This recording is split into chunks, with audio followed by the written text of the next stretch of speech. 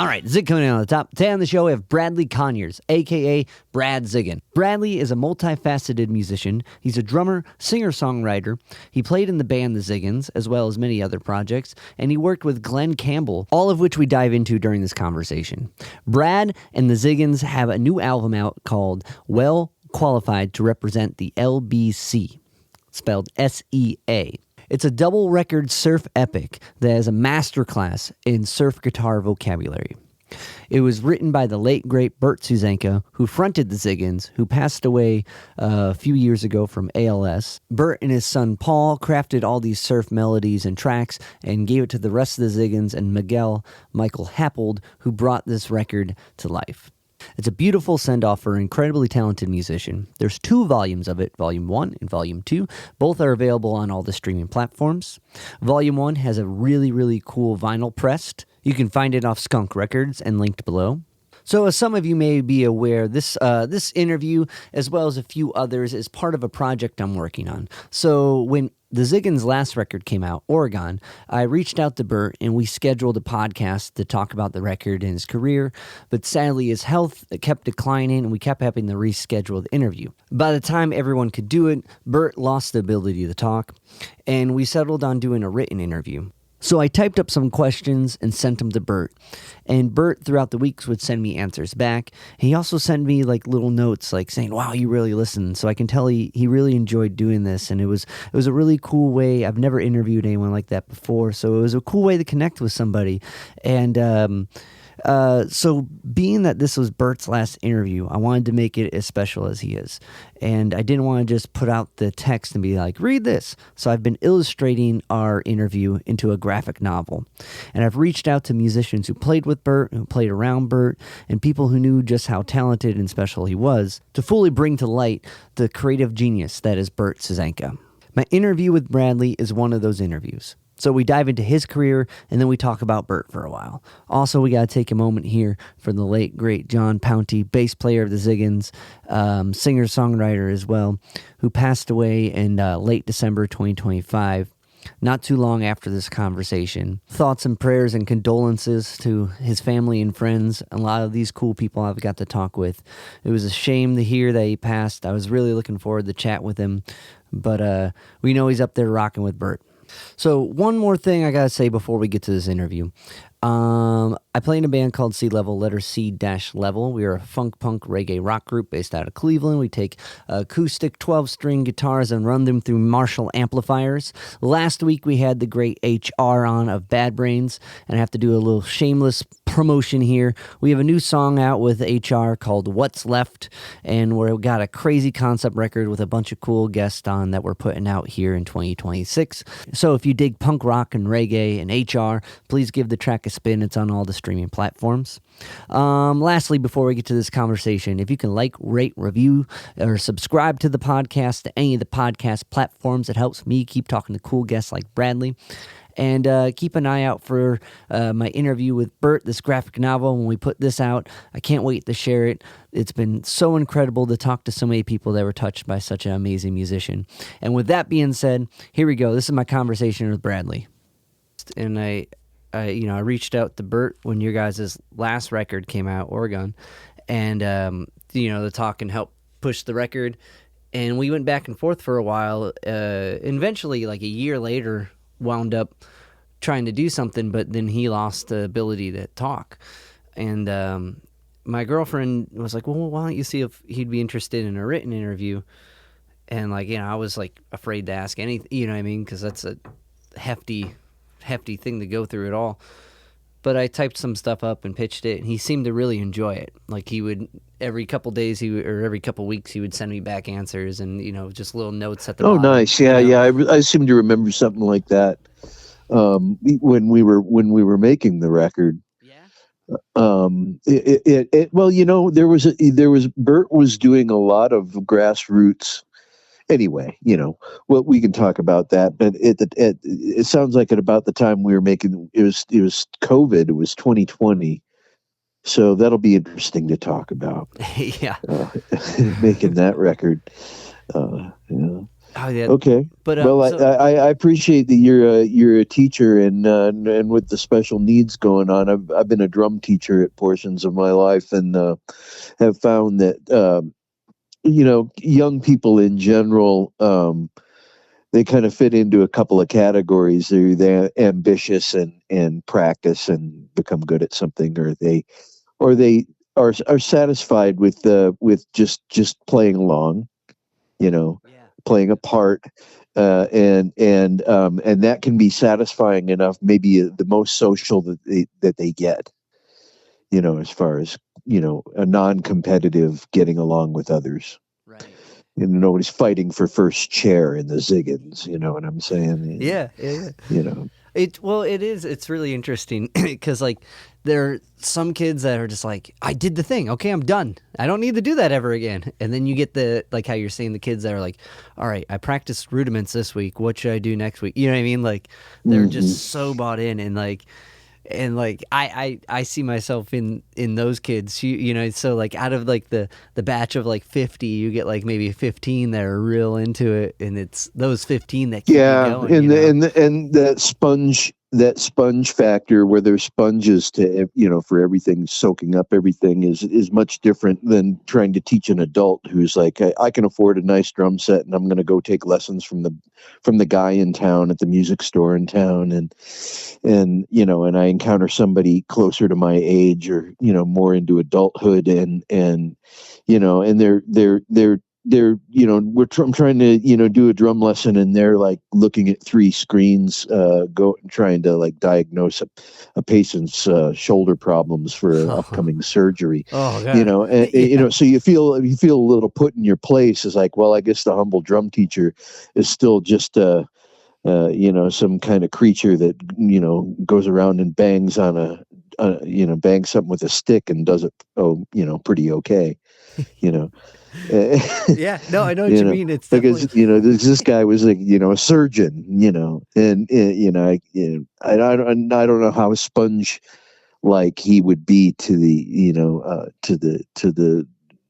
trying something more honed and better in younger times in childhood, or just preteen, like when I did. I mean, I graduated from pots and pans to an actual snare drum and a drum set within, like a few years, 7, 8, 9 years old. yeah. I had music in school from the time I was in grade school. I mean, well, quite honestly, in preschool, was emphasis on singing and chord progressions and piano based, and even earliest exposure was like recorder and guitar. And hip music teachers that were, I just didn't know at the time they were hippies, Yeah. surviving in the public school system. Well, let's start You with know, that. So like yeah. so okay, so like with recorders and guitars, and how were they hip? Well, it seemed like we were getting away with something. Yeah. Yeah, we're in a classroom, and it was like down in a boiler room, next to the cafeteria in an old '50s building, and it creaked, and it had steam would come out this door sometimes, and that was the music room, and it was freaky because on the other side of that door it looked like the engine room to the Titanic. And we only got a glimpse in there once in a blue moon when a guy would come in there with a giant wrench. And so that was something to look forward to when we were in music class. Was, gosh, it's really hot down here, and the teacher would get the custodian, and he'd come down there, and he'd go through that door that seemed like it was like this iron, and anyway, it was just nostalgic. All this is going on while we're all playing recorders, playing like Mary Had a Little Lamb or something.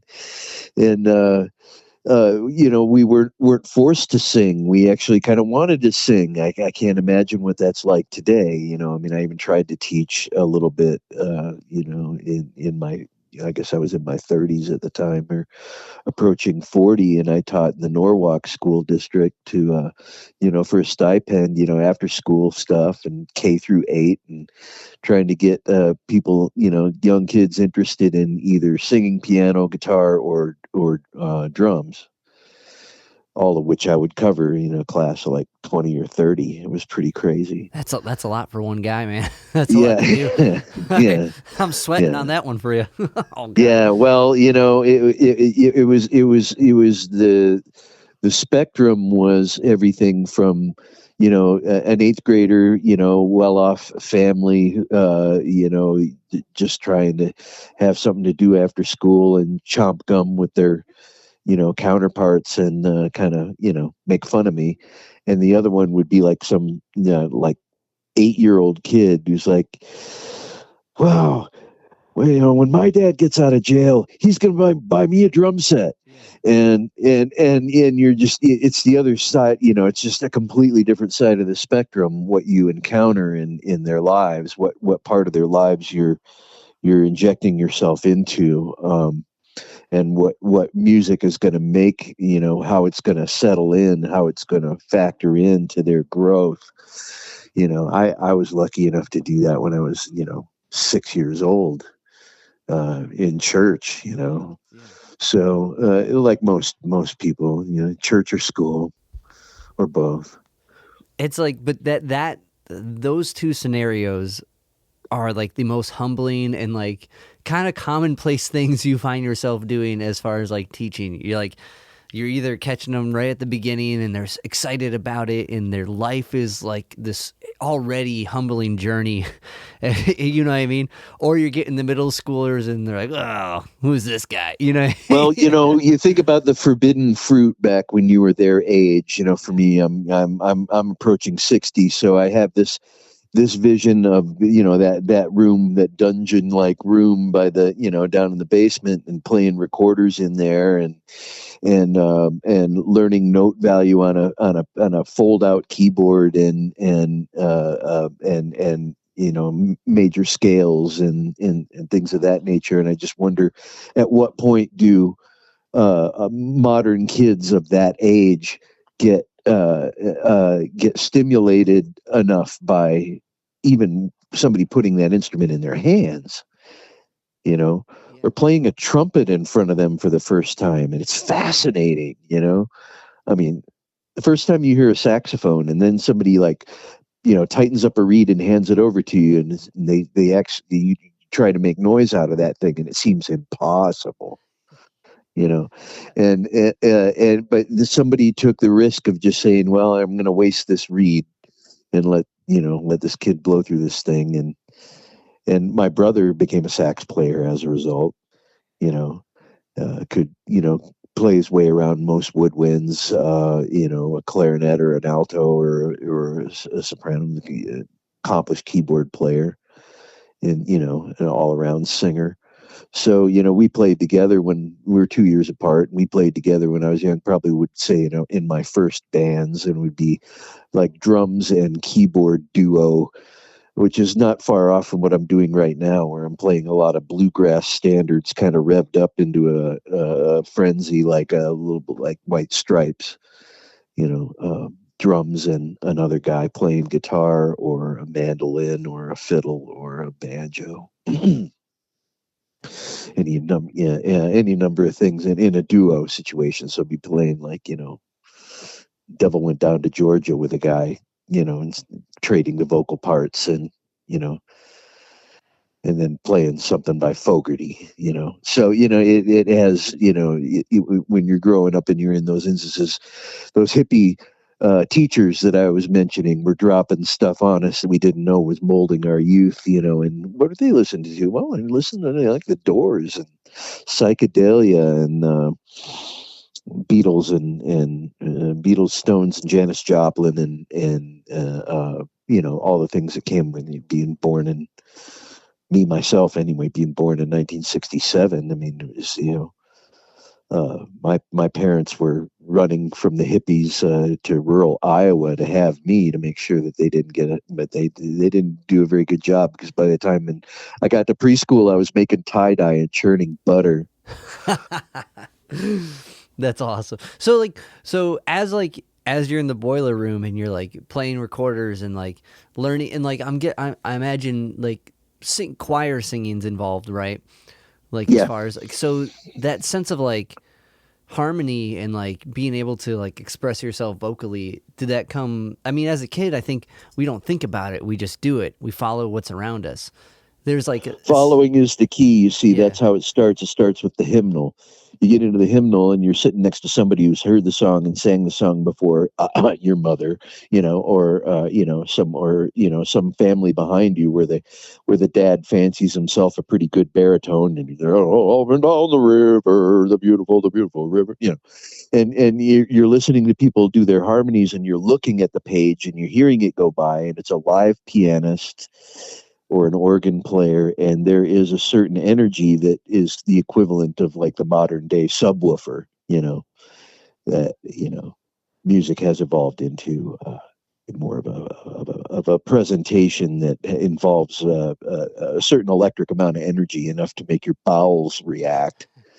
And you don't get that until you've played timpani or a giant concert bass drum in a fifth grade band, playing some, jungled, eighth note pounding rhythm, and you're the guy that goes, blah, and then you take it to the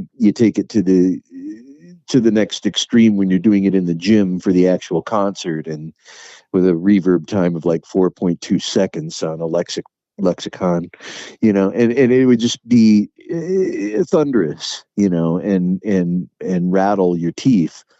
And it was inspiration enough to be a drummer. I can tell you that, because when you look at the forces that a drum section made in a band like that, everybody wanted to be a drummer. They had so many of us that to weed us out, to audition us and weed us out, they would put 3 2x4s. Each of them, I imagine, were 8 feet long. So 24 feet of lumber across garbage cans, sectioned off in like 15-inch spaces for all these kids to stand around with their drumsticks, and a metronome on a wooden stool in the middle of it. You could see and hear tick, tick, tick, tick.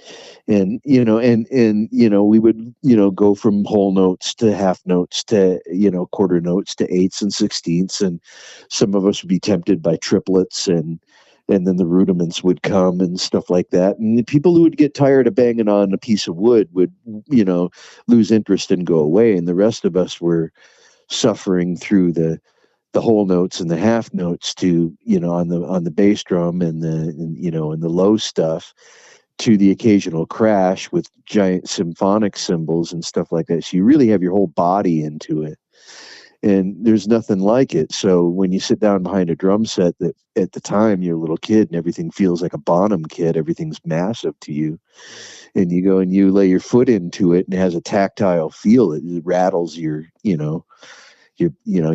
behind, and you've never felt that before, and you learn beats, and it just gets infectious. Yeah, that's what was happening in the boiler room, Yeah, and they played records too. They were playing like switched on Bach and wow, tubular bells, and they were hip. Yeah. Sick, man. Yeah. If my parents had any idea how pagan it really was, it's pretty crazy. The best times of my life, being taught by extreme liberals while living a church life after hours, and on Sundays and Wednesdays that with a schedule that would give a stroke to a Romanian gymnast.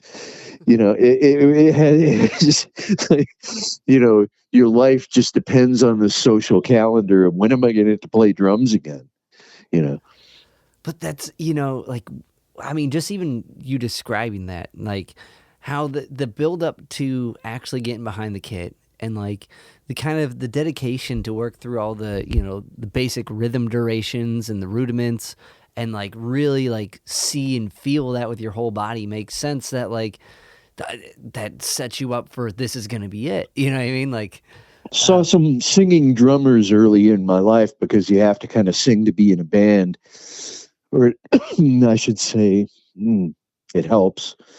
sure. For sure. And not to say that the better voices come from drummers, but some of the best songs have come from drummers singing. So there's a certain energy to be captured there. And, I would see it and I would think, wow, that's really coordinated. That's really my cup of tea. That's a roadmap I think I can follow, And, it turns out I was probably just undiagnosed ADHD and now I just suffer with OCD, the best kind. Ataxophobia, where I have like a kind of an aversion to odd numbers and lack of order.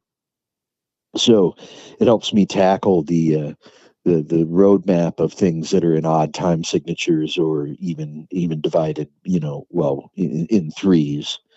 A different example of ataxophobia is someone I know. He's a guy in sports, and he has trouble with seeing different types of drinks and logos and things next to each other through a glass refrigerator. So he has to get a refrigerator where he can't see those through, or he's constantly rearranging, like someone takes one soda and he has to take one out of the other fridge and put it there in its place. Okay.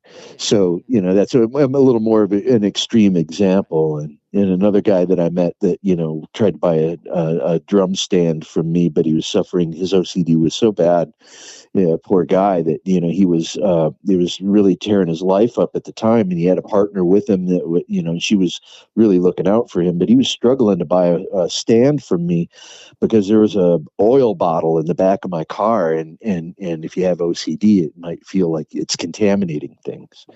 So, he was, can you get another one for me? And I do have plenty of these in the box back at my house, but this is a brand new one. You're the first person to touch it.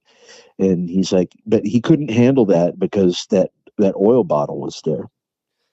So he was forced to, in his therapy, he was forced to touch the bottle. Yeah. To know that it wasn't a threat. Did it ultimately help? Like the actual touch of it? Because I can see where that could, you know what I mean? It took about a half hour before my wife came looking for me.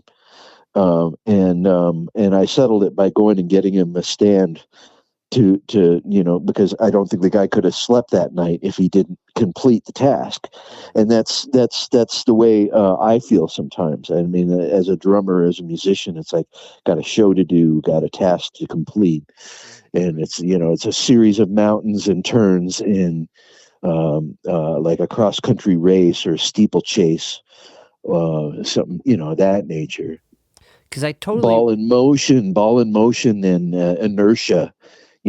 From a physical, standpoint, you're rolling, you're making circles for like an hour and a half, aerobically. Yeah. So, yeah, it has a physical component it's appealing to ADHD kids like me, and a way to, I guess people say it's a way to get out aggression, but I don't think we see it that way. I think it's just a natural occurrence. I agree with that, because I think it's not like getting out aggression with it. I think in certain circumstances, sure, I mean, like you're rocking out something. I'm not mad. I'm not mad when I'm out there. I'm thinking about mowing the lawn and benign stuff. I mean, sometimes I'm really not even there. I'm not saying I astral project or anything. I'm just saying I can be dissociated, from the task, in that sense, like driving, right? Yeah. Where you're exactly doing it, your body knows what to do. Yeah, on like a normal commute, right? Which you hypothetically you would be doing, you know what I mean? Unless it's like learning a tune or jamming, There's a time, it's an hourglass, and that hourglass looks sometimes like it's going fast, and sometimes it looks like it's going slow. But let me tell you, when that hourglass is ready to empty out, when it's seconds away, it's running so fast. And you're just like, wait, it's over? I thought we just started, And sometimes you go to start the next show and you're like, I don't have it in me. My throat kind of hurts, And I don't know what energy comes over you. It might be pure adrenaline or, some kind of blood sugar chemistry thing that goes on that makes you all of a sudden, I can sing, what the hell, how does that go on, so that's the energy that I'm talking about. And I think it's cultivated early on, I mean, there are instances of other drummers that have watched me that weren't that much younger than me, but at the time that age gap was a lot bigger, when I was a young, and I was playing in my early 20s, and someone sneaking into clubs to see me because they're not even 18 yet, you know, or we're playing in all ages clubs, and we, grabbed onto fans back then that were at the time seemingly kids, compared to us, but they grew up with us and they had kids, and so they have second generation, and now we're not far from third generation fans, and along the way, I've been approached by some of those guys, and they've played drums and they've gone on to do some pretty big things. And they're like, yeah, I used to go watch you guys. I used to watch you. And I'm like, I can't believe it. I don't believe you. I don't believe you. It's like you almost, but what bandwagon would they be jumping on? It's not like we're, you know, world famous like Sublime. It has more to do with being famous for knowing and being around them. And I get it. I get it. It's fascinating. But it's also, tragic. Some hard to talk about sometimes, and not entirely relevant to what's going on now. We lost Bert a year ago. And and it was real tough going for him, and we're all trying to get over that and get past it and move on with our lives, and gosh darn it, he left us so many songs. We had to make a double record of them to get the to just to complete the task, and that's that was a journey of itself. We were talking about the Oregon record, and we did that separately, where the only person that all of those tracks had in common that I can think of is Chris, the engineer. And if you had to say there was ever I don't think there was ever a time when any of us were in the room at the same time. Bert did all his parts, and then Dickie and Jon did parts while it was still a framework of a fake drum beat, and then I put drums on and my vocals last. And we never even entered a studio space, not like a guy in the booth and another one in the big room or anything like that. That never happened. The entire recording of that record was entirely one guy showing up with Chris and doing his parts. For that, it doesn't feel like that. So that's incredible. Like, as far as the locked inness you guys had with each other without even being together, it's still a mechanical fact, isn't it? Yeah. It's still a kind of a scientific inevitability that we will sound like us. Yeah. I mean, either you're a pocket player, you're dead nuts on, or you're ahead of the beat, and I mean that in more of a punk fashion, like driving the song forward, and all that, faster footwork and things of that nature. But even Ramones, would get tired after an hour, it's tough, I'm 58 now, and I think that I have more I think I have more upper body strength and ability, in my legs than I ever have before. Even when I was younger, because sometimes I just was our lifestyles were just, I mean, what can I say? It wasn't healthy, and I'm really healthy now. Had given up some pretty bad habits, and I eat better, and I live in the mountains, and I breathe better air, and I'm just doing all those hippie things I must have learned back in preschool at the In the boiler room. The Lutheran church basement. That was a Lutheran church basement. I had a lot of basement experiences as a kid, and not all of them were great, but some of them were epic. There's a food smell that comes with a church basement, and I miss it. It has something to do with whatever they're baking on top of their hot dishes. You know what a hot dish is? Yes. You're from Ohio. Oh yeah. So yeah, well, the world has to know, that au gratin casserole with a crispy top, or the green bean casserole that they're eating is something that it's worth fighting over in Wisconsin. Grandma's recipe is, it's blessed. So you gotta. It is.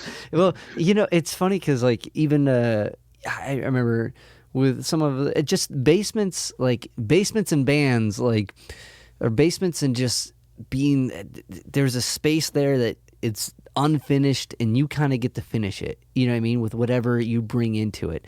If it's being loud in there, if it's working out, whatever it is, basements are kind of like this like potential to be anything. And I mean I have a couple memories of playing it's in the church space that dreams are made of. Yeah.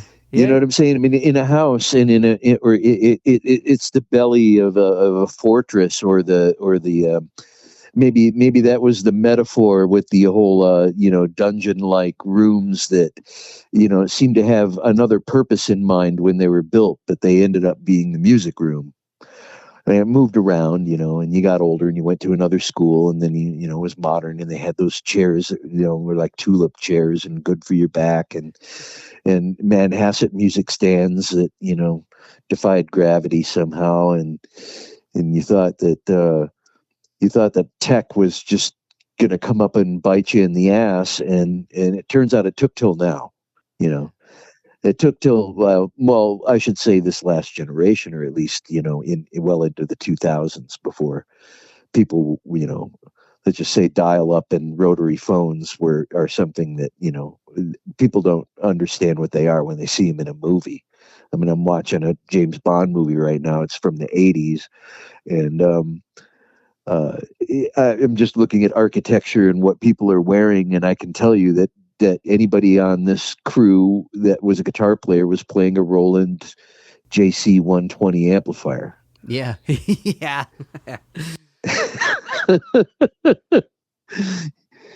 It had a poster of Steve Stevens on their wall. Yeah. Yep. Shit. But it's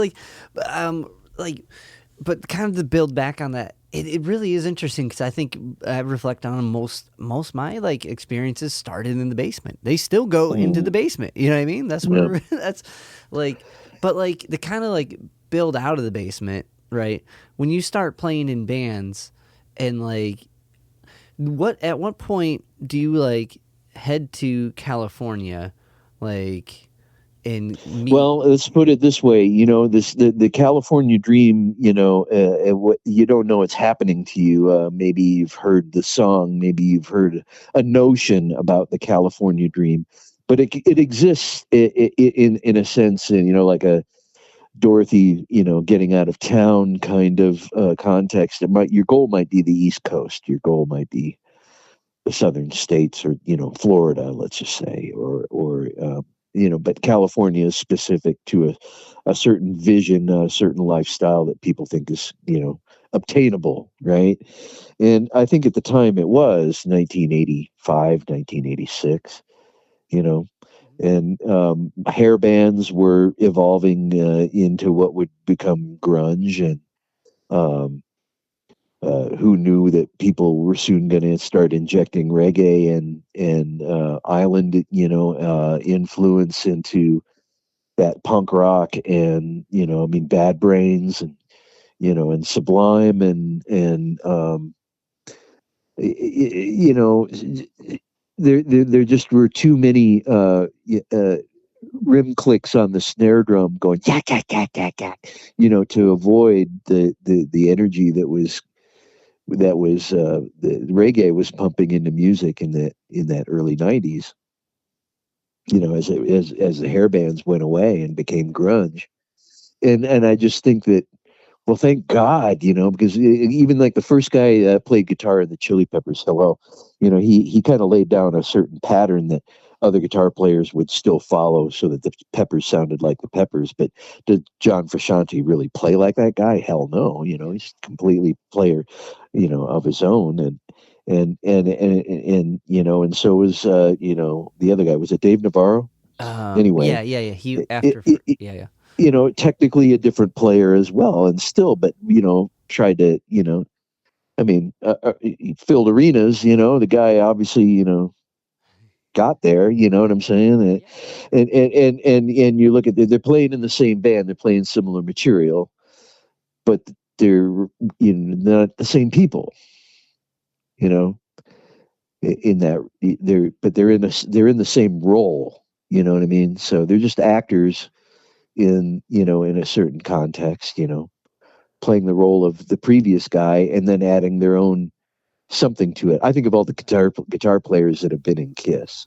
Right. That's a bit. Yeah. That's a much more Because like. I'm really, was really down about Ace dying. I was a big fan of Ace. I was more of a fan of Ace than I was of Kiss. Yeah. And I actually have a painting of Ace Frehley in my basement. So there you have it. The dreams are there. Yeah. It's an original.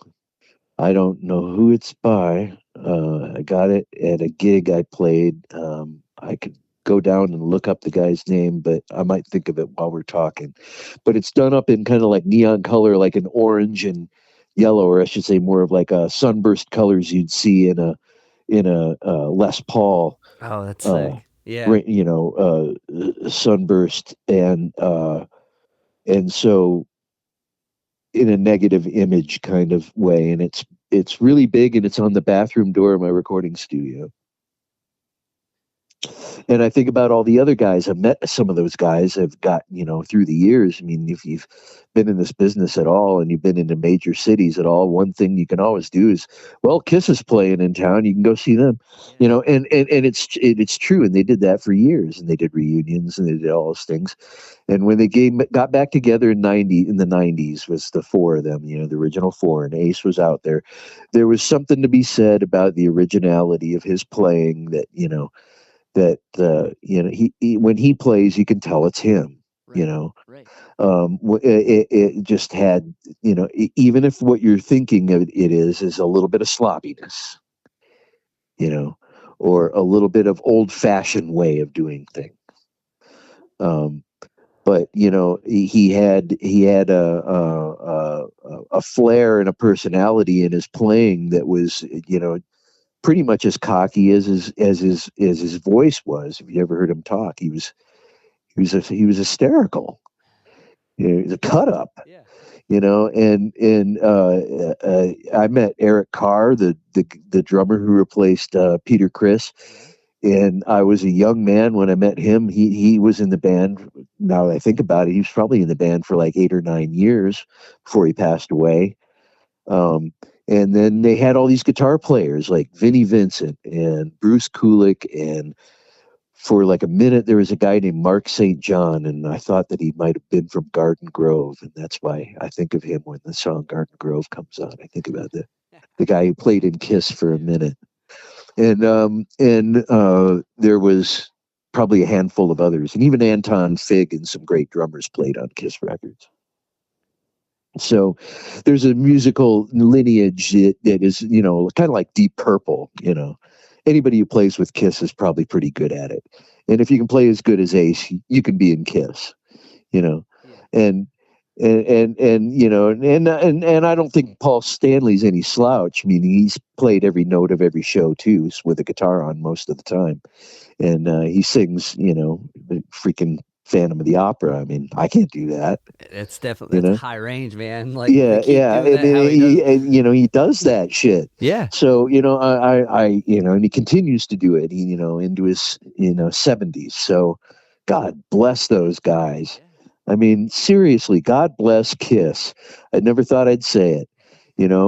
I've never been a card-carrying member or been a part of the Kiss Army or anything like that. But these guys are harmless.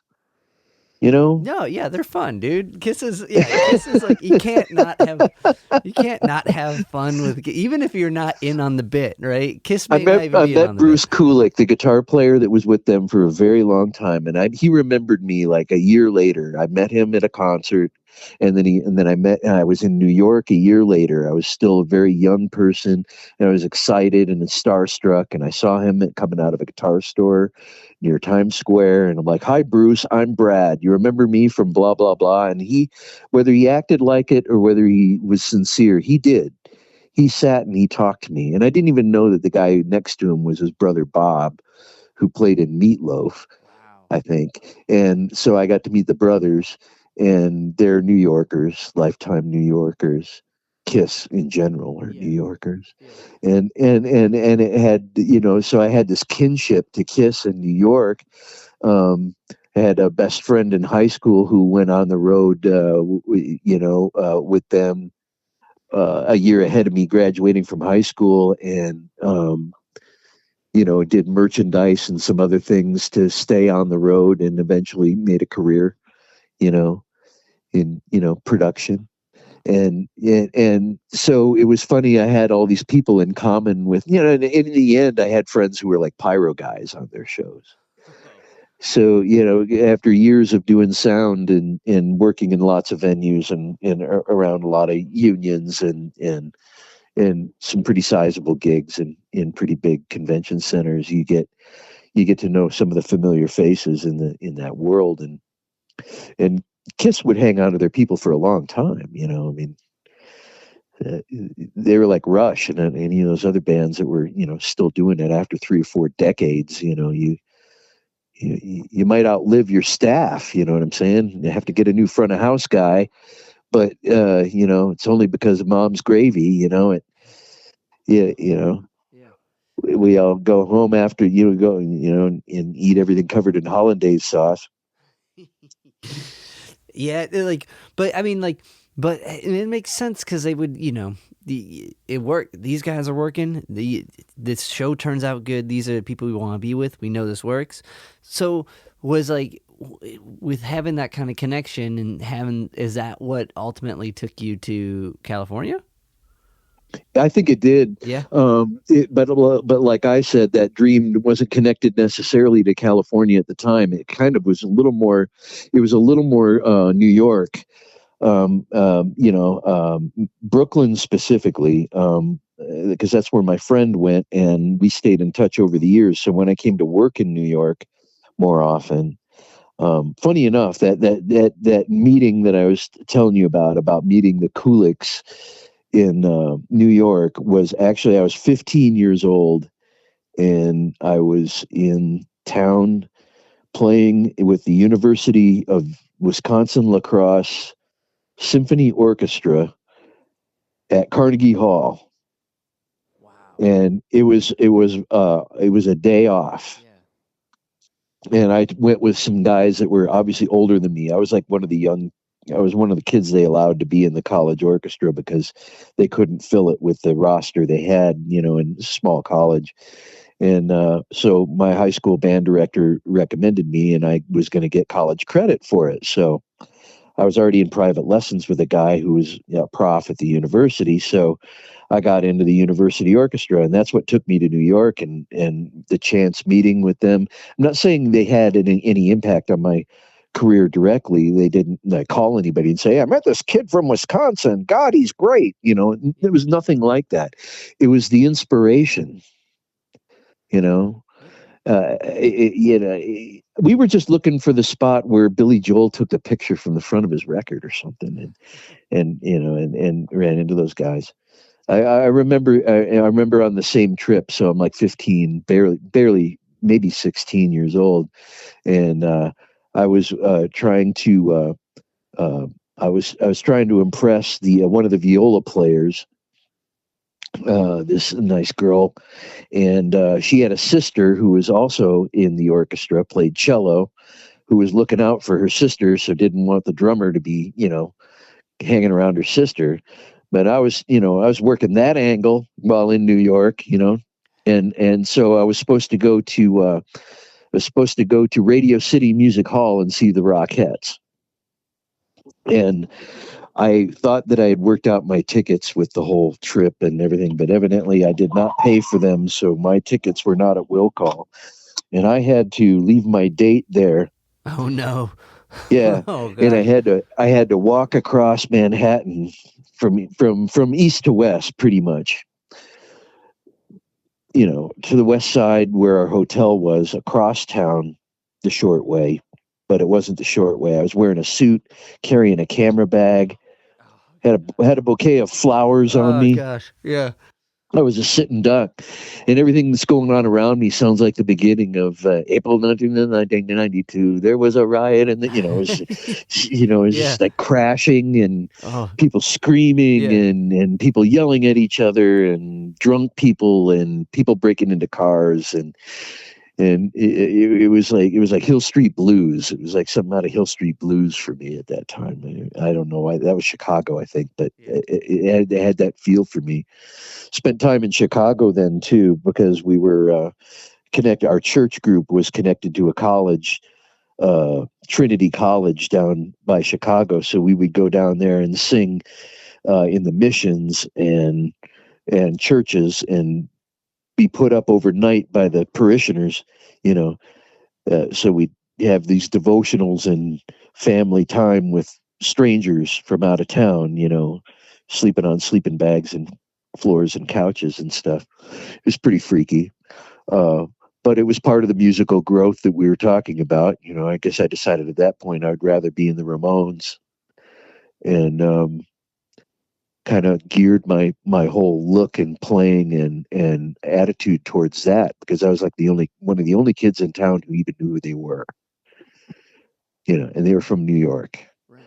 So I was connected to New York and just in a couple of ways when I was young. And I mean, shit, my parents came to see me when I played at Carnegie Hall. I was that big a deal, and so they made a vacation of it. They came out to see me.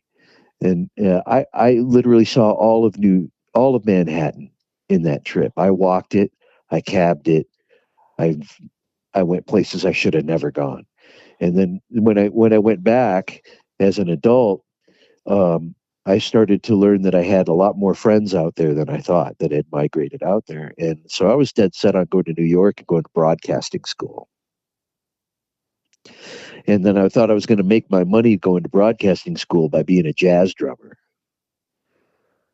And that was switched to the California dream when I went to work at a dinner theater in Michigan, and it was full of California kids.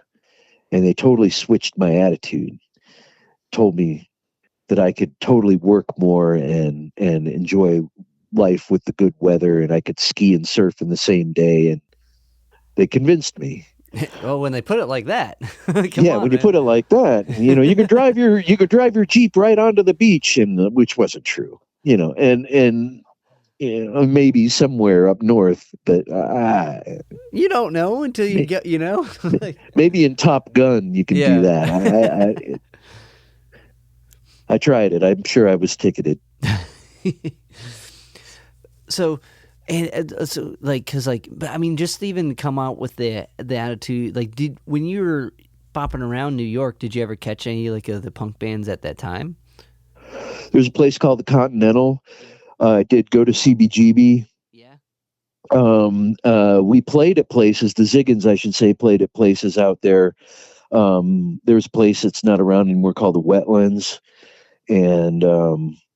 And just a few other bars. My friend owned a bar, near the Battery.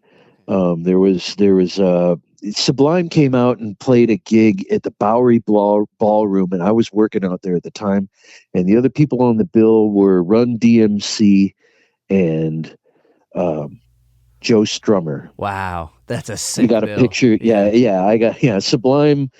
Yeah. So I run into Sublime. They're in like a taco truck outside the Bowery Ballroom, just feasting, because it was their friends, and that's how they were getting their food that night. So they were just standing around in the truck eating giant burritos, and it was may have been Long Beach Dub All Stars at the time. You know what I'm saying? I Yeah. didn't want to misspeak and say it was Brad Knoll and Sublime at the time, but it was probably the earliest days of Long Beach Dub All Stars. I do remember Eric Wilson being there. I remember Opie. I remember Tim Wu. So yeah, it was probably Long Beach Dub All Stars. Now it was in a time when film and music where things were pretty rich and a lot was going down, and Sublime had it happened, and Brad was gone, and they were trying to move on, and they're still capturing a crowd even in New York. They get a whole full crowd there. But that bill was amazing, and there were a lot of other celebrities in the crowd, and I had my friends there, and we decided to go out on the town and tear it up, and we did. I mean, I just left a few brain cells there. It had just just greater impact on molding my lifelong friendships. Was my earlier connection to New York, and then later to people call it L.A., but I have to admit I spent most of my time in Orange County, if not L.A. County, via Long Beach. Long Beach is L.A. County, and some of the surrounding towns are Orange County. They blend together pretty good, but especially through like the university system. We were playing early on, and we found Miguel, and he was recording at Cal State Dominguez Hills. It was close enough, and it had 24-track studio, so we'd sneak in there at night, stick our foot in the door, and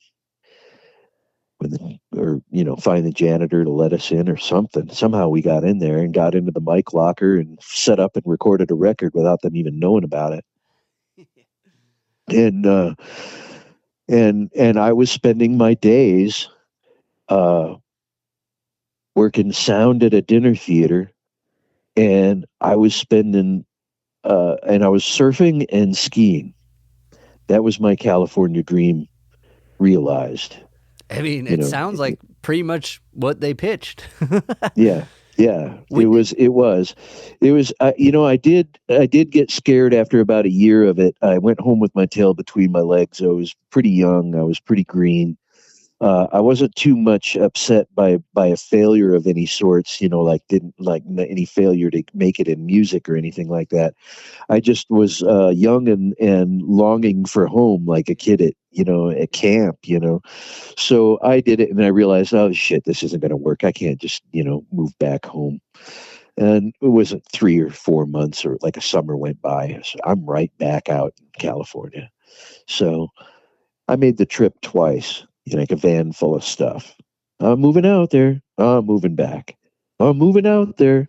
And that second time when I moved out, it was within a year then that I met all of Sublime and the Ziggens. Probably 1989. Okay. Certainly or 1990. And I met Jon Poutney first, and then I went and saw the Ziggens with Dickie playing on guitar and Miguel playing on guitar and another drummer, and Bert was obviously in front. And then at one point I recorded a demo for Dickie's other band after he got out of the Ziggens, and then I ended up joining the Ziggens. It was me, John, and Bert. And then Dickie came back into the band, and around that time Sublime was having success, and we would go on the road with them. So that all transpired in like 2 years' time. So 1989 and 1990. Okay. Were you as far as like recording groups, was that at the music store? There were some I was playing drums on sessions at the music store. Okay. Yeah, and my mentor and friend Rob Perez, a producer friend, longtime friend of mine, was the A1 there, and he liked my style of playing, and we got along, and I ended up doing sessions there and was teaching drums there. Okay. Yeah. Okay. So when you moved back initially, is it just from the college environment where you met John, or was it like what was like the initial meeting of those guys? I went to work at Knott's Berry Farm. John was a tech. John was a tech at Knott's Berry Farm, and he introduced me to Dickie, who was also a tech at Knott's Berry Farm, and they invited me to go see their band, the Ziggens. Went and saw the Ziggens in that format that I told you, and Miguel was there, so I would have met Miguel. So I met all of the standing Ziggens and Miguel in a brief amount of time, and then they introduced me to Sublime because the Apple demo had come out, and then Michael was working on a Ziggens record that I did not play on, that Apple record. So yeah, it was it was "Ja Won't Pay the Bills." Sublime had put out "Ja Won't Pay the Bills," and then we followed that with the Ziggens followed that with the Apple record, and I joined after that. Okay, so we made the four of us, the three of us made "Wake Up and Smell" and "Rusty Never Sleeps," and then Dickie came back to the band, and we also made "Chicken Out." So the three of us made 3 records, and then Dickie came back and made the records till the end. So we were a 4-piece from about 1994 until presently. We're me, John, and Dickie are still, playing gigs, and we have front guys come in that want to sing and play Bert's songs. So it could be his kid, it could be a fan, it could be one of our other bandmates. It could be one of our producers to knock around, a few tunes. And we've been doing that in a memorial way for Bert now the past, 2 years. So shortly after he passed in December 2024, we did one, and then we did another one about a month and a half ago. And people are coming from great distances, actually, to see whatever version of the Ziggens and friends that they can see. And it's heartwarming, to coin one word, but it's actually just kind of freaky, to run into people that know so much about your life. I know what fans are, and I know what it's like to be a fanatic about something and someone. And I don't want to let anybody down. I'm pretty average as far as like my my whole social ability, but I think I have a way of communicating, with playing drums and singing, and sometimes they give me the mic a little more than they should, and it turns into a little bit more of a stand-up act or something, but it was that freedom and that bouncing ideas and starting a ball rolling that kind of made the Ziggen shows, go on for an hour, because sometimes we really only had 45 minutes of material that was worth playing. Bert was throwing new songs at us all the time. I mean, we couldn't make a record and play the songs on that record before he came to us with another record worth of songs. Wow. Yeah. And he was so prolific with the songs. And I can't remember any of them really being rejected. I mean, we don't have a whole lot of B cuts, and we don't have a whole lot of deep cuts and stuff that never, made it to digital. At least there's a few things that are stuck back on cassette, and a few things that are stuck in that era. But and a few things have dropped off in the in the digital domain, so to speak. But I think that people who bought our records in the era of CDs have hung on to them and just cherished them. I mean, this guy brought one from Nebraska for me to sign. It was "Rusty Never Sleeps." I'm like, there really can only be a couple thousand of these out there. Yeah. To be honest, I mean, there really can only be. I mean, when I say a couple of thousand, I don't mean. I know there's 1,000. There could be 10. There could be 10,000. I don't know. Yeah. I have no idea. But it is an infinite amount, or I mean, a finite amount. It's not like, it's not like, so not like the Eagles or something. But we actually did put out a greatest hits, having never had a hit. So I guess we're comedians at heart, and people want that same feeling that they get when they giggle on the record when they come to see us. So we're trying to keep that alive, with our shows. Well, there's definitely that. I think that the comedic bit is just part of you guys, because the comedic timing of just like how the bits line up and then how they line up musically is like a whole other skill level.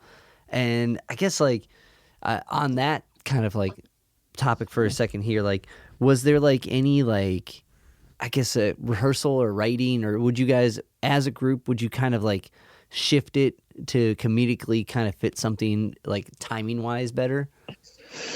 We kind of had this notion in the studio of the 3 to 4 minute song with all the necessary parts, and always trying to fine tune some number of songs on a record to be, I don't know, what we called radio friendly.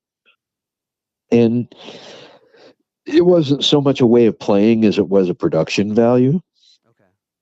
Okay. And when you listen to bands like They Might Be Giants and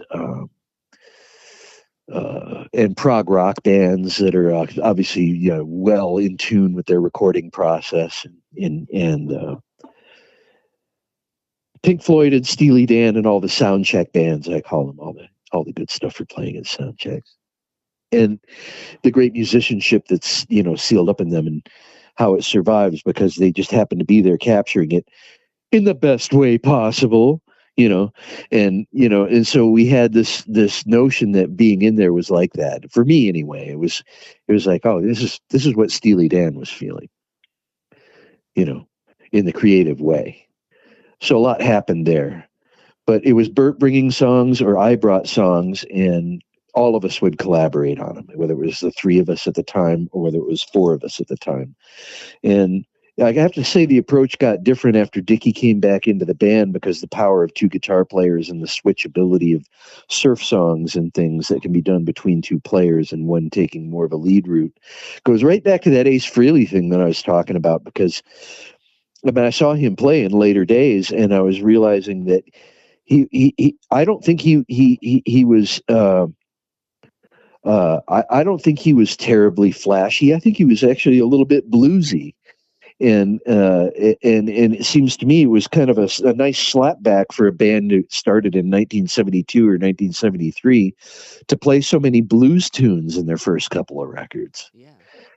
And Gene sounds like the kind of singer that should be singing a line and then pulling out a harmonica at the end of it, and then the Phantom of the Opera in front. And I still think Peter Criss is the best. He's got this voice that's actually higher than anybody's in the band. He's got the greatest range, but it's full of gravel. It's like, it's the same way I appreciate guys like Rob Halford and Ronnie James Dio, and just so many. I'm connected to singers as a singing drummer. I'm connected to so many singers, musically connected to them, because it's always been my role in a band to play some part in singing, even if it wasn't singing lead. Kind of like the Everly Brothers approach. I even do it today in the bands that I was talking about, in the bluegrass, revved up bluegrass bands that I'm playing in, and some of the other projects that I've been doing. One of them was actually reggae infused, but I played it with the drum kit that I use for these cowpunk gigs that I've been doing with bluegrass players.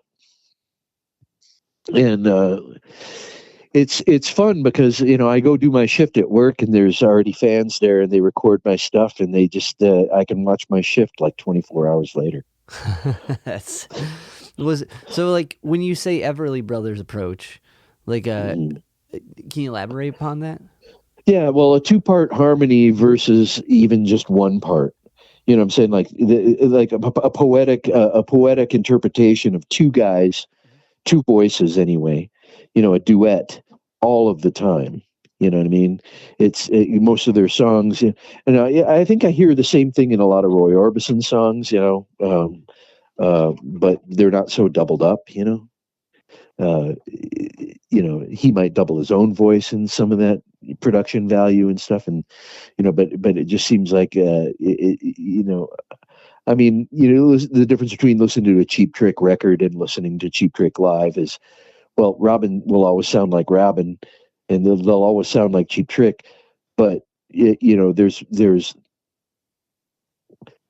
that doubled, radio friendly sizzle in the vocal is not Right. necessarily going to be there. Yeah. It's going to be a rawer thing. It's going to be a little bit more the blues singer. It's going to be a little bit more saving some of the high notes and waiting to nail them when you're rich with it, and I've seen them 100 times. So yeah, some recent footage I've been watching of Cheap Trick. They actually playing songs from yet another new record, and I'm just really proud of them for keeping putting out records. And they're mixing a couple of their newer songs into the set list, and they sound so Cheap Trick. These a couple of new songs. And it's those guys. You could just tell it's those guys. Now I don't care if they got a ringer to come in and do all their parts. It still sounds like them. You know what I mean? It has integrity that way, and it just seems to me that I've never heard anybody play like Rick Nielsen. I really have never heard anybody play like Rick Nielsen. But to say he was like technically the best or the most fluid player in the world or saying that Ace Frehley was the most fluid player in the world is no, not by a long shot. But man, wasn't his band cool? Yeah. Yeah. Well, I mean, and that's ultimately like, the guitar should serve the song which the band is doing, and like in certain circumstances, you're going to have the Hendrixes where the song doesn't, almost matter as much as like the guitar, but that's like, or your John Coltrane's, what I mean? You're going to have those loud voices, but for the most part, like good guitar is going to serve the song and it's going to do it in their own voice, Right. But yeah, and like, I just heard a Dream Police on the radio the other day, and like, I was like, man, I would compare Rick Nielsen to a kind of a revved up version of James Burton. Okay. Just always playing the right thing at the right time, and Right. even if it stands out a little bit, it's not that complex. It's like what it needs to be. Yeah, it sounds a little bit like chicken picking. Yeah. It barks a little bit. You can just tell it's Rick Nielsen. Love that guy.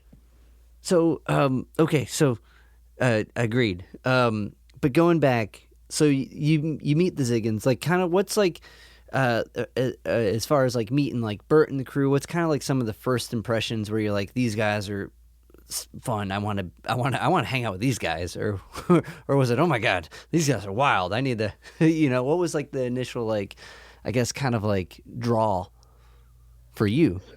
Well, I felt a little bit of an obligation because Dickie, I was roommates with Dickie. Okay. He had left the band, presumably to break up. Bert had kind of broken up the band and was muttering about starting back up, but just him and Jon on an acoustic bass, him on an acoustic guitar, Jon on an acoustic bass, and they would accept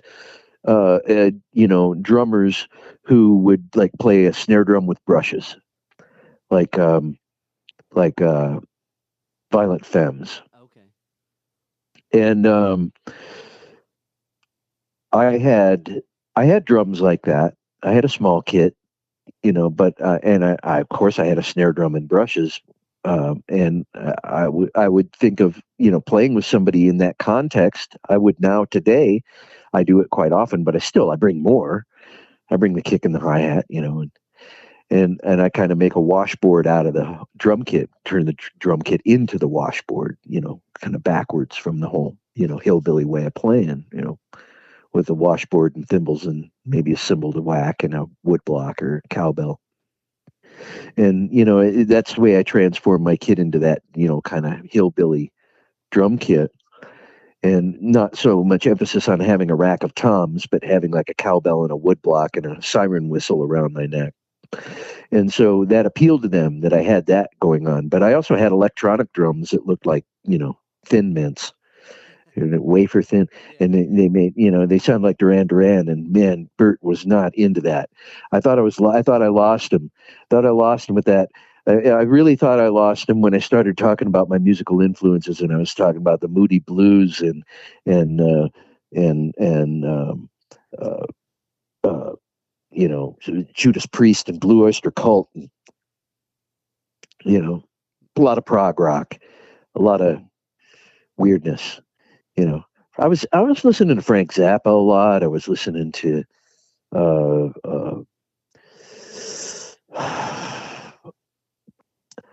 I listened to prog rock bands like Rush, and some of their even some of their older counterparts like the Emerson, Lake and Palmers, and the I've always been a huge Deep Purple fan, and I kind of lumped them in with psychedelia as well, because when they got started with their first singer and their first form, they were quite bluesy and psychedelic. Back when you'd see Richie Blackmore playing like a red Epiphone, double cutaway or something, it just reeked of stoner to me, and forbidden, just like Kiss was forbidden fruit, oh, they're going to teach you to love the devil, and so, it had greater implications than the band that didn't wear makeup and blow their shit up. And eventually I caught on to, I think what they were calling grunge at the time, but it just seems like Sublime was happening at the same time. So I would actually be going to play gigs where they were the headliner, and we were maybe first on a bill of 3 people, or maybe in the middle or something, and nobody wanted to hear us at all. They were waiting to hear Date Rape. They wanted to hear Date Rape. Nobody wanted to hear us at all.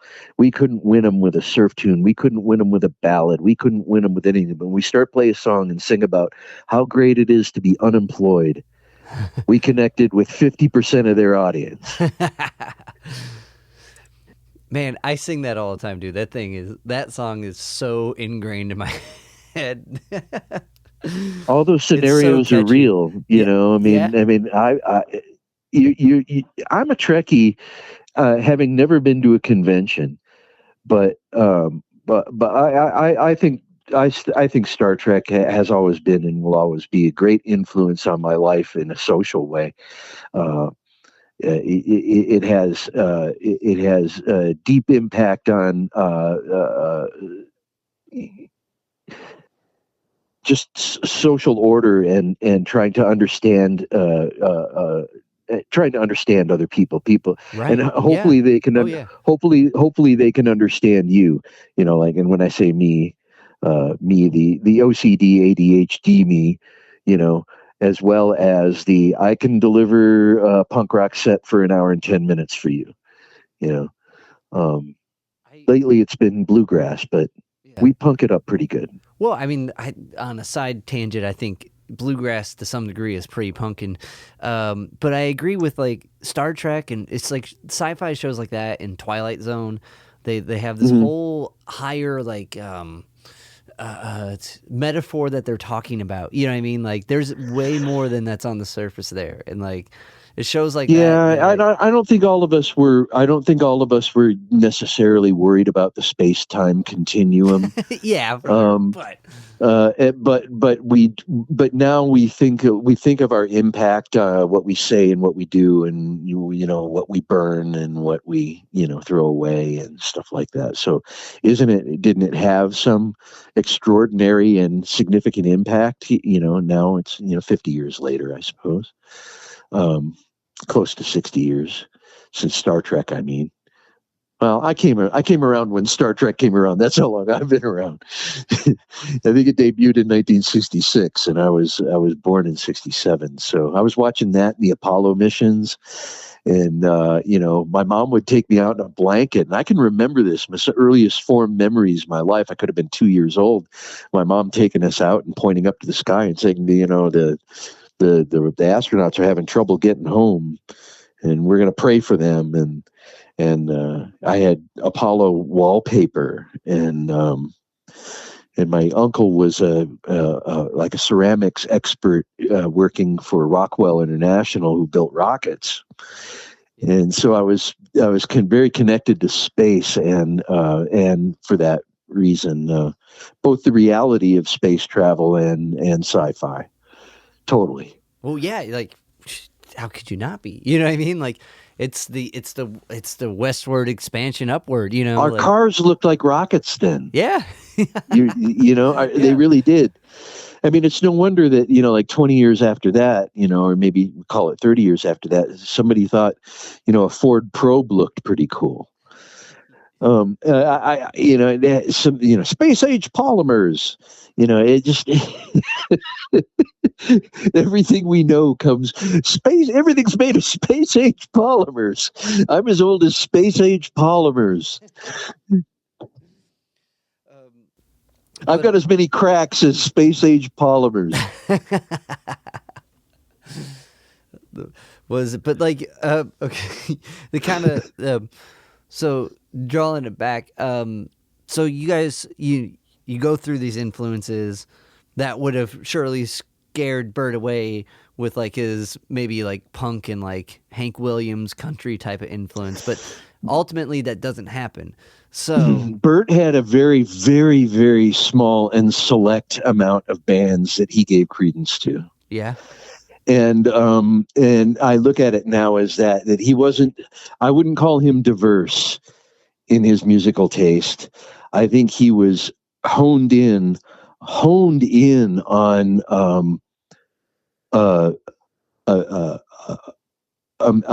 mystical land that bridges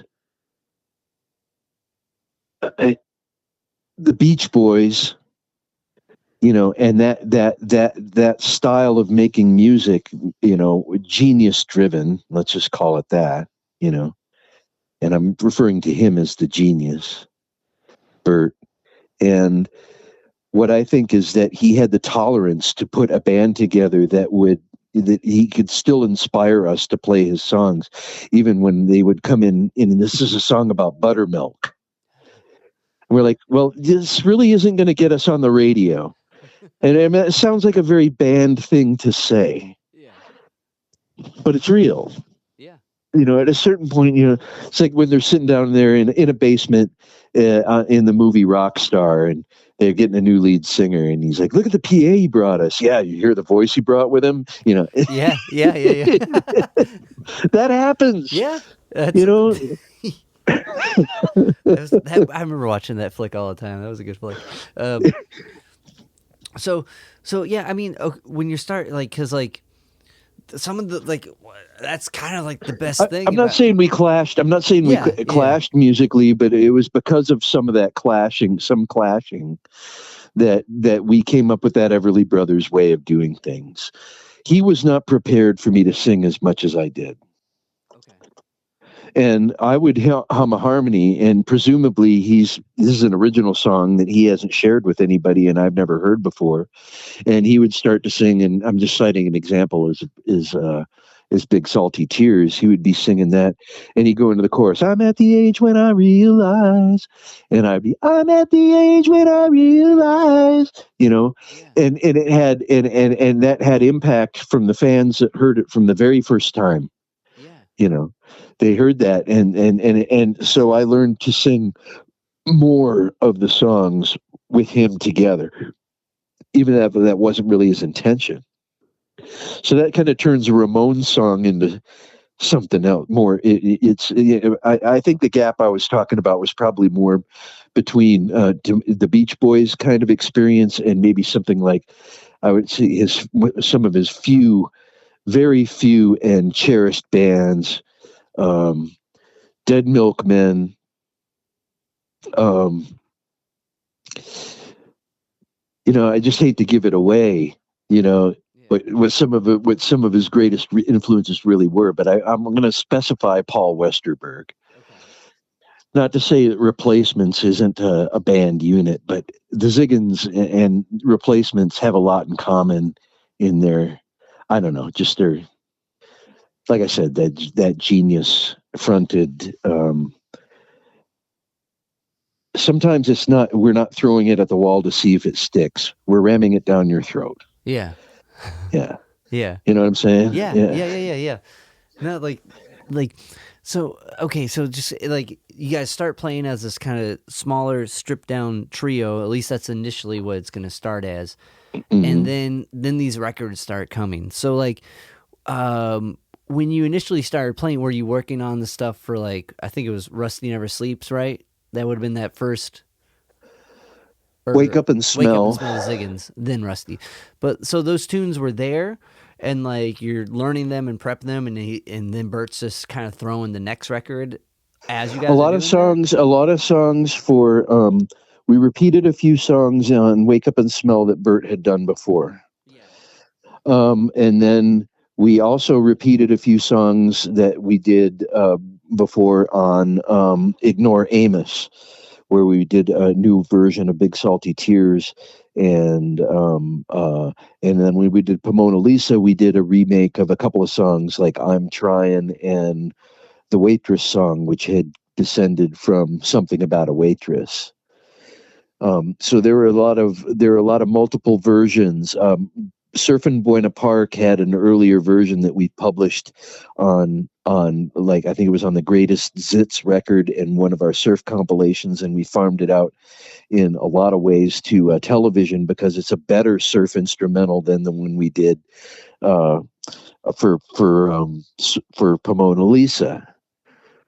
Oddly enough, it just stood the test of time as being a little bit more surfy. So that one survived, having been from our 3-piece days, and the weirdest thing is I played everything on it. I don't think the other guys even played anything on it. Yeah. But yeah, so I laid down. There were several songs. Miguel and I were talking about this the other day, that he only knows a few people in this process mode. He thinks Dave Grohl is one of them, and he thinks that I'm one of them. So like, I'm a kind of a musician that I hear a song in my head. I hear an idea for a song, and the roadmap can be easily done on drums, with or without a click track. But just the idea of getting, click, click, click in, and finishing the song and saying, yeah, that'll do, pig, that'll do, and throwing guitar part on as fast as possible so there's something to pitch to, and then immediately do a vocal. So very White Stripes, like I was describing before. And so you have all the abrasive elements. You got drums, you got a guitar, you got vocal. You were talking about how a good guitar can glue all that together. And it doesn't take two guitars. And so we were a 3-piece band for a good long time. When Dickie came back, it's because Bert, for the most part, missed Dickie, and we loved Dickie, and he was my roommate, and we're like, why not have him in the band, And so we just invited him back to the band, and we recorded Ignore Amos with him. And then we did Pomona Lisa, and we did a Christmas record called Three Wise Men and Dickie. It's on vinyl only. And you're lucky to have a copy of that, especially in the clear vinyl. You have like one of like 500. And there's, which is what I love about our new vinyl, is I talk about extremely limited. I didn't even have anything to do with making the actual final product of these. I just played drums on it. But dozens of people have worked on this record, and I'm just grateful to all of them. There are so many, too many to mention, but obviously the liner notes in the record will give it away that we shared the stage with some of our friends. You might catch Adrian Young or my friend Greg Odell is on there, and he's from Portland, and some of the guys playing drums. so that they could honor Bert with that whole surf beat that he was always so fond of. And we just laid down like 2.5 hours of that crap. It's just nonstop, dripping wet, whammy bar, surfy, tremolo, reverb, side A, side B, side C and D. You drop the needle 4 times on it, and there's just not a bad cut. There's, Bert wrote songs. That's what he did. He wrote songs, and they all had a direction. I'm not even close to being that good at that. I brought some songs to the table, but I'm 1 in 10 compared to Bert. In ratio. I'm working with him as a songwriter was the biggest gift he ever gave me, because then I was inspired to write songs that I thought were as good as his. It's really trying to be as good as him. Still try. What is like when working on like your own tunes like that? What were some like kind of songwriting lessons you took from Bert, or shared with Bert? I should.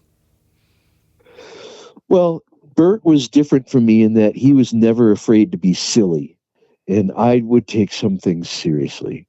Now, he took some things that he did lyrically very seriously. I mean, he's singing a song about trying to convince a girl to keep her unwanted baby, or singing about his faith, or singing about saving the whales, or churning butter, rat poison, or whatever. And he was not afraid to be silly, and it would ruin a perfectly good radio friendly song again and again and again and again, with him having to belch, or he's like, you don't know it right now, but on this record I'm scratching my butt, and it's and keeping us, how many second takes we had to do of songs that were not worthy of a second take, because he's cutting us up, Yeah. He's like Ace Frehley, but clean. He works clean. He doesn't have the New York accent, but it's he's definitely Bert had a California accent, and when he got loud, it would kind of turn into this Rodney Dangerfield, and we kind of felt like you were being scolded by him, like it was dad coming down on, well, you got to do the thing and the thing and the that grumbling voice, and you're like, oh God, he's gonna go off the rails, And we're singing a perfectly good song about how to live your life as a better person, and he's like, I'm not afraid of cardboard. It's like, so eventually we learned that you have to let Bert write 8 of those songs and put 6 of them on the record before we get to the poignant A B A B C A B, formatted pop song that sounds like Detroit Rock City. Soaring guitar solos and scorching vocals. Big drum fills. It's interesting. Like, I think it's almost like the like kind of comfort of comedy in that sense opens up the ability to be vulnerable for some of the like more serious songs. Yeah, I suppose that people are. It makes it an easier pill to swallow, and it doesn't make us seem like we're proselytizing. Which I don't know what the difference between that and preaching is, but Bert was the least preachy, Catholic that I ever met. Devout and dedicated, but at the same time would never, get up in your face and get upset with you for disagreeing with him, or living your life another way. He lived by example. I know it sounds corny and old fashioned, but some people don't. Yeah. So. Yeah, as it turned out, when he knew his voice was going to go, and when we first found out that he was going to lose his voice, the one thing that we all kind of collectively said was, "Oh shit, who's going to sing?" Yeah.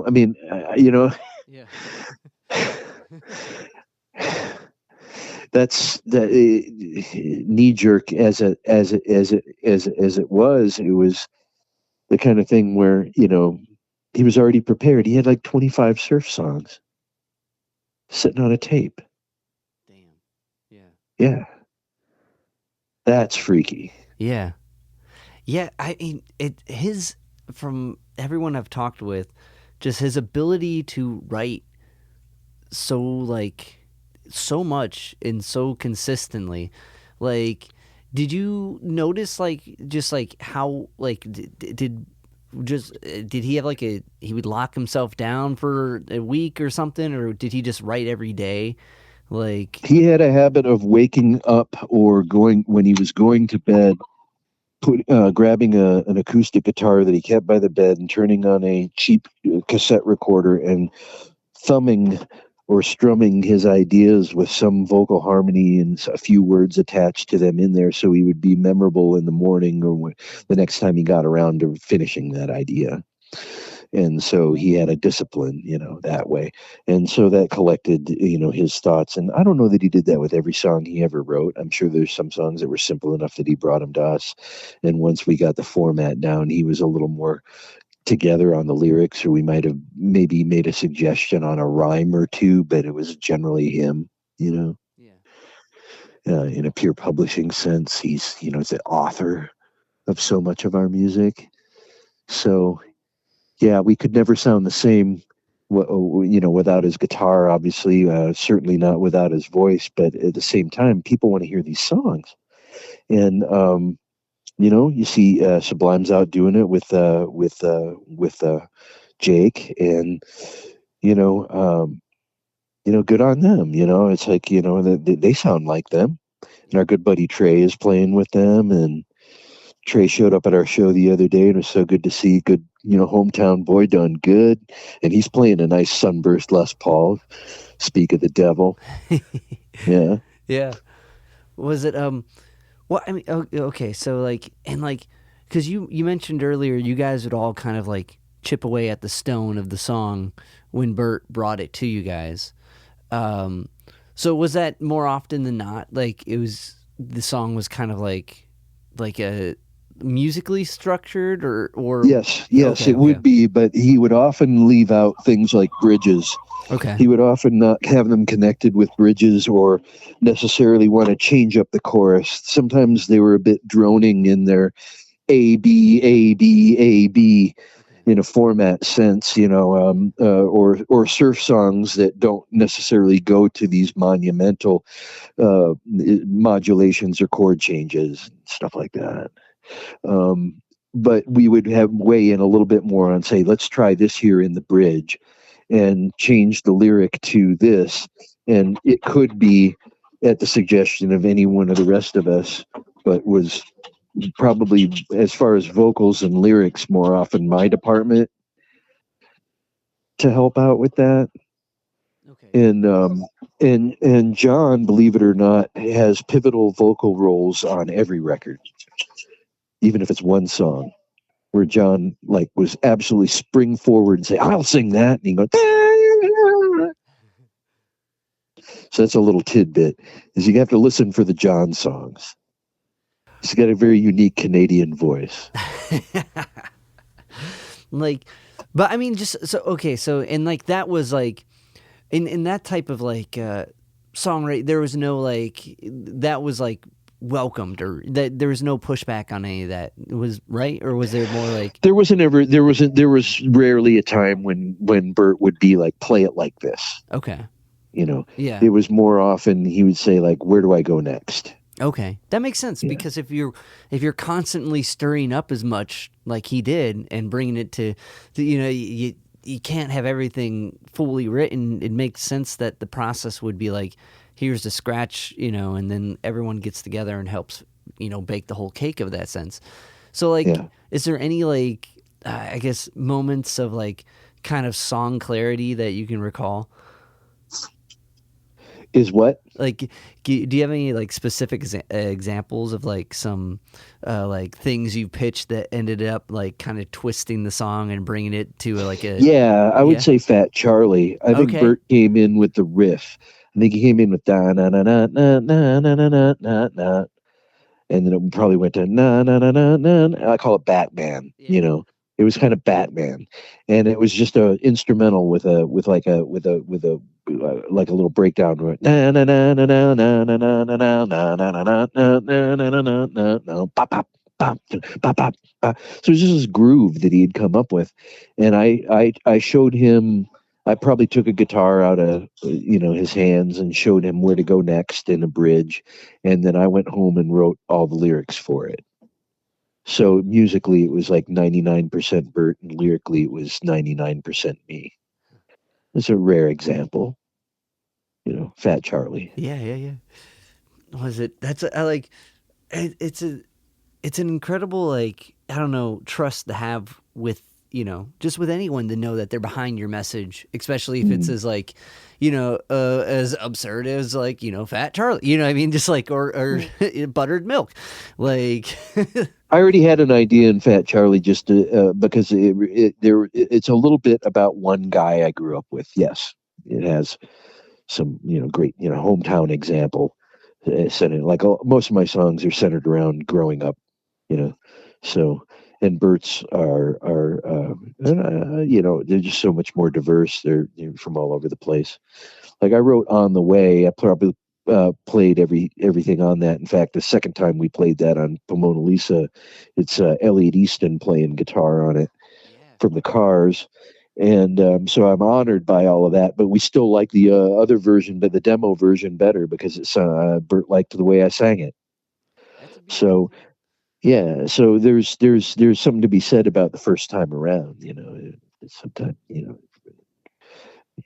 your first idea is generally your best.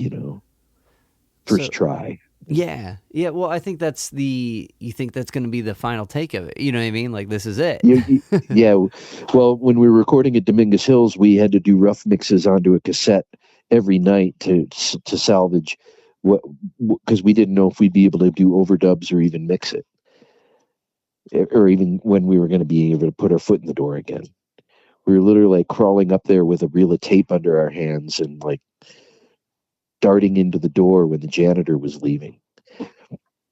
So, we'd have to like pack up the headphones and the mic box and dust and take out the garbage and get our, reeky, van smell out of there before the students arrived. And even like beyond when Mike was a student there. So it was totally on the sly, but somebody connected to the whole place was kind of just looking the other way. And that's how that first Sublime demo and the first Ziggens full-length album actually happened, was commandeering Cal State Dominguez Hills. As it should be.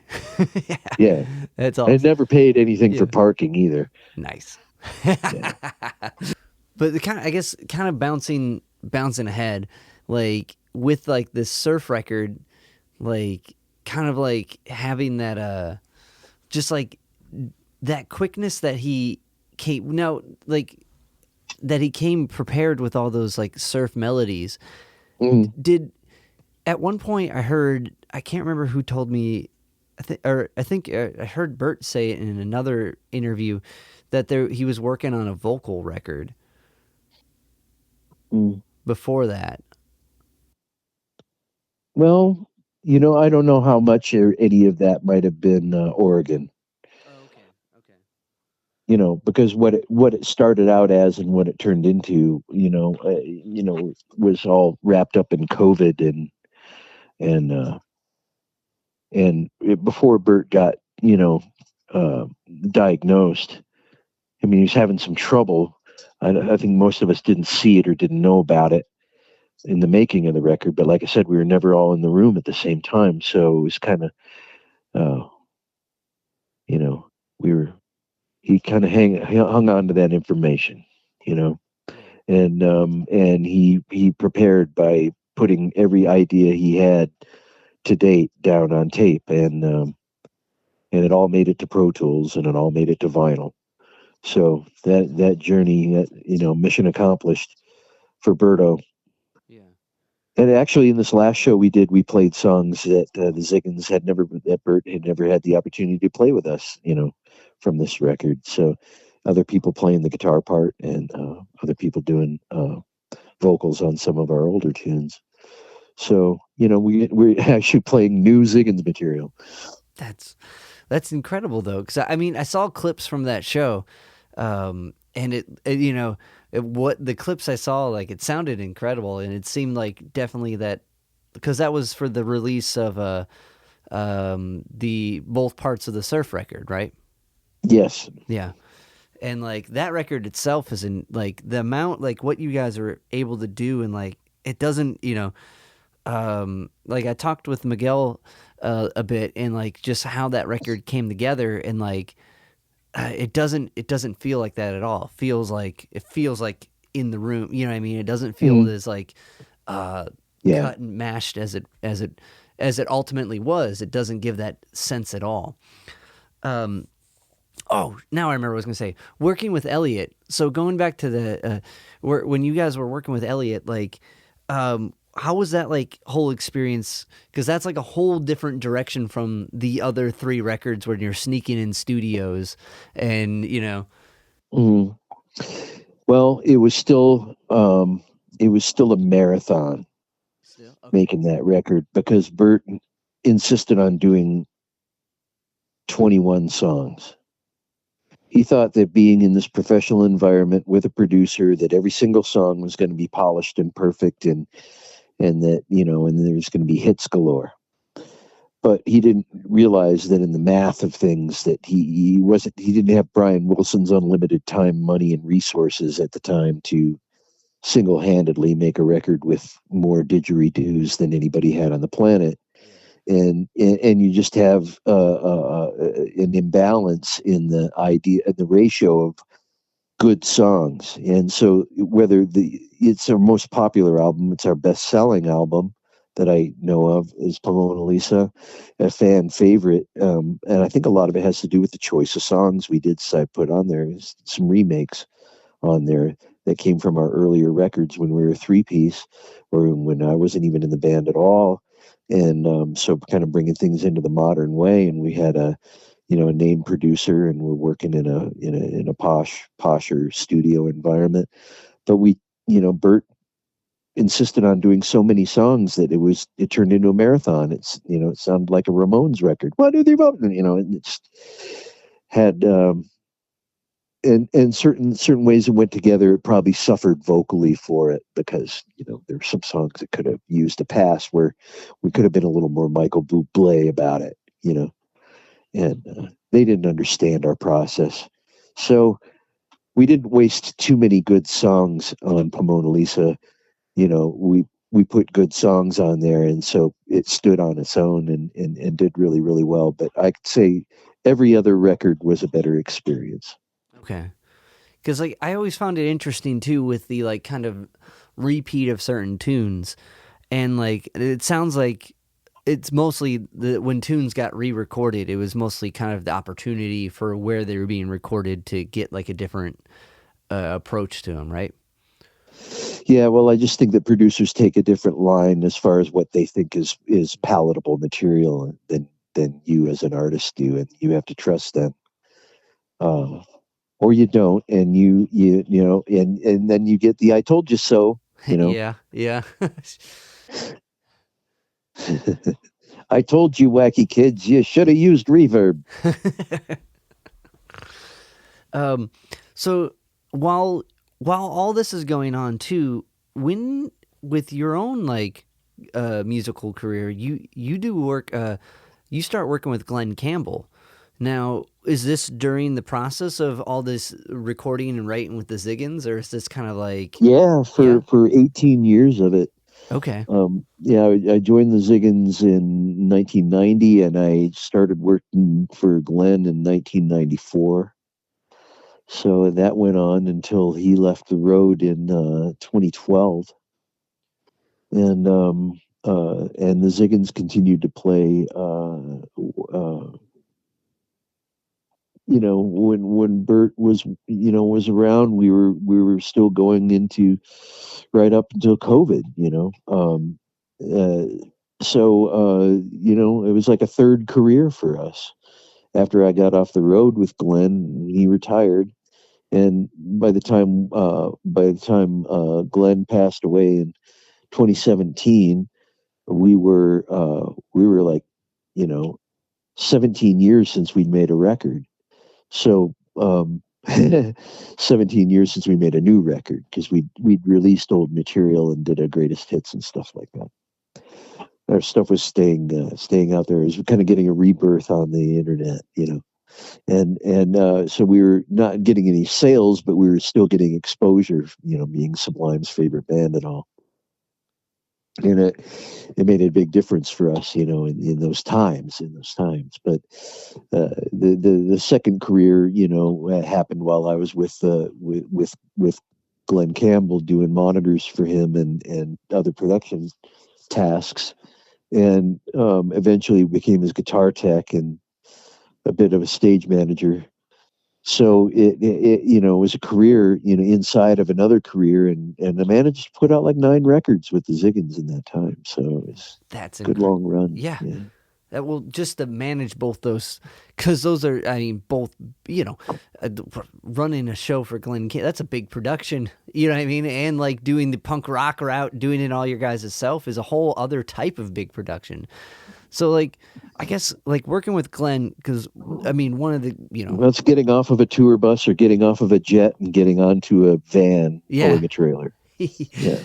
But, like, but working with Glenn, because you being another incredible guitarist and an incredible like songwriter, but also a musician who needed a lot of care in with what he had going on, like, so Yeah. like I guess like two questions on that, like some like lessons via watching like one of the masters do his work, and also like a lesson in kind of like being able to care and plan for someone who is going through like like dementia and like Yeah. I'm what sticks out for me whenever anybody asks about those times and its impact. It was a learning, the ultimate learning experience for me. But we're also talking about, Glenn had a lot of support, and it had to do with a great number of people. And when I was talking about this record that the Ziggens did and how many people worked on it, it's like it's just a huge number of people dedicated to Bert's music came together.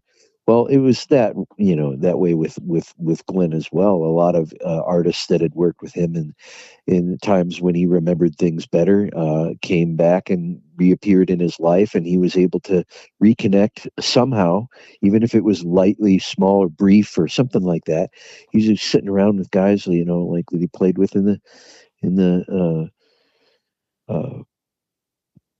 Wrecking Crew, and the Beach Boys and stuff like that. So yeah, I have this weird affinity for surf music that Bert shared, and uh, Glen Campbell played a Mosrite, which is a famous surf guitar, and Dickie has a Mosrite copy that he's played all his life, and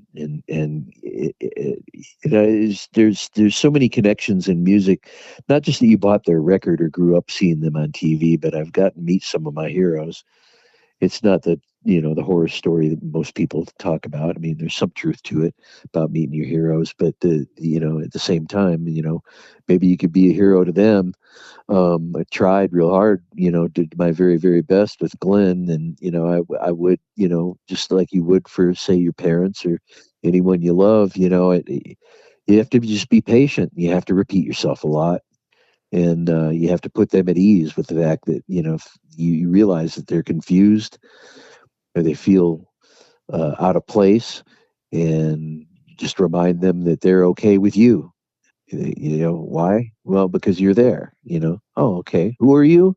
Doesn't matter. You know, what's that out the window? Canola. You know, just answer the question. And and that's all I can say is you should be patient, learn patience, and you will get to the reward of hearing these great stories. I've heard great stories from Glenn. It's too many to tell, and some I can't. Yeah, yeah. But I mean, like, I think that's incredibly wise and like because it's very difficult because we live in such a world where it's like, yeah, here's the thing. Okay, good, you go. You know what I mean? Like, and like when you don't see someone functioning up to that level, it's like it can, you're kind of designed to be like, here's A B, answer, So I think that's incredibly wise advice for anyone like dealing with anyone in that situation. And like so I went to Cleveland State for music therapy, and Oh yes. yeah, and like in Glenn's story, like I remember learning about that kind of not even like because of music, because of the school I was going to and what I was studying, but just on an off chance I'm like, I'll watch this documentary on Glen Campbell, and you're like, oh my god, you know what I mean? Like, and just to see like how ingrained, in the back of our minds music is, and like how he can just jump right into it was really incredible. And like, Yeah, there were things as Glenn's disease progressed while I was working with him, and I can't speak to the times after we got off the road yeah, because he moved to Nashville and was and then went into care, special care. Was that up until those times, right up until those times, I was a familiar face for him, and that I realized that now that I struggle with some remembering things of myself and who people are and their connection to me. So I wouldn't be able to live with my own character flaws, if I hadn't have gone through that with him and others. I've dealt with some other people going through dementia and related ailments, people in your family, and it has music therapy is just what it suggests. It's therapy. yeah, Um, Glenn probably didn't look at it as therapy. He was actually just a little more dedicated to, like I am. And hey, there's a show. We got a show. Let's do the show. Let's be on time. He was punctual. keeping the punk and What punctual could I goes back say? Yeah, to got to respect a guy who's punctual. yeah. And well, and like I can't imagine for him it's his life. You know what I mean? Like, it's Playing guitar and singing. Yeah. yeah. So like that would be a different experience as far as, but like just how neurologically it helps is incredible. Yeah, I was going to say that it opened up things that he was channeling things on guitar and lyrics that he hadn't played or sang in decades. Yeah, So yeah, it's locked in there somewhere. It's in there, and music itself would open the neural pathways, and I guess you'd call it kind of like acupuncture, but more in the therapy sense of the speakers are moving air around you, and as long as you got the sound right, he was pretty pleased. He'd close his eyes half the time. He was in a state of ecstasy singing his songs to people. It was riveting, you know. yeah. I gotta imagine with like so working monitors. That's a specific thing that's always difficult no matter where you're at. But like in someone where they're kind of confused on what's happening, so to ask for certain things had to be challenging for Glenn. But and I gotta imagine after a while you learned, okay, this is what he needs. But like during like something like that, like setting the monitors, you know what I mean, or like a task like where there's a lot of micro problem solving at that moment. Mm. Was it difficult for him, or because he was kind of already in that musical state, were you seeing more like clear responses and such? Well, no, I think that there was a 50-50 chance at showtime that um, that Glenn might be suffering some amount of confusion throughout the day. and it has an additive effect. And so the evening comes around, and though he would pretty much show up at showtime, I imagine he would get anxious, and who wouldn't, You combine, that kind of, natural adrenaline and anxiety and uh, uh, he was an optimistic guy. He was always looking forward to seeing a show. Never shrugged about it. Never went like, "Oh God, I got to go do this." He was like, he had his cowboy boots on. He was going. So yeah, it was actually inspiration. It was just amazing to watch him go. The energy he had, a man in his 70s. I met him when he was my age now. I met him, he was 58. I'm 58 now. So I knew him through his 50s and 60s and his 70s. That's incredible, man.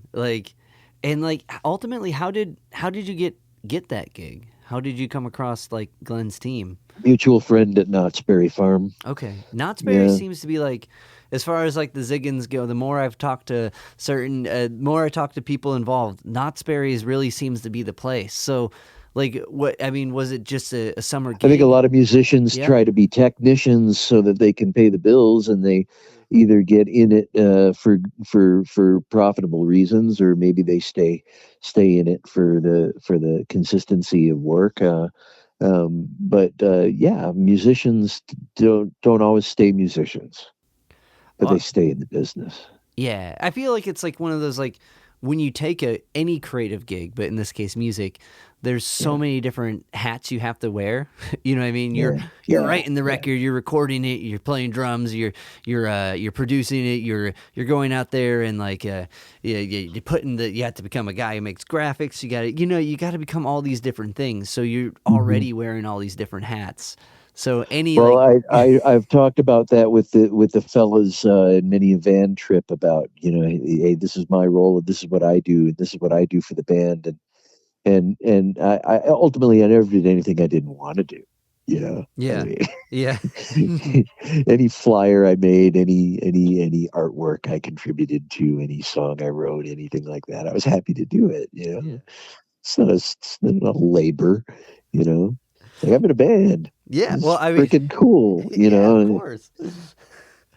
But you've been traveling around with Glen. Of course, you felt like you're in a band. You're with the band. Yeah.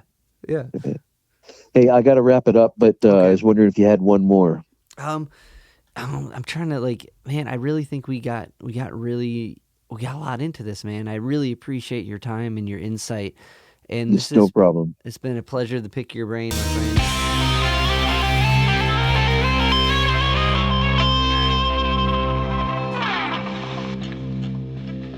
Yo, Spike Spiegel here. You just listened to Zig at the Gig podcast. Keep riding the bebop. See you, Space Cowboy. Bang.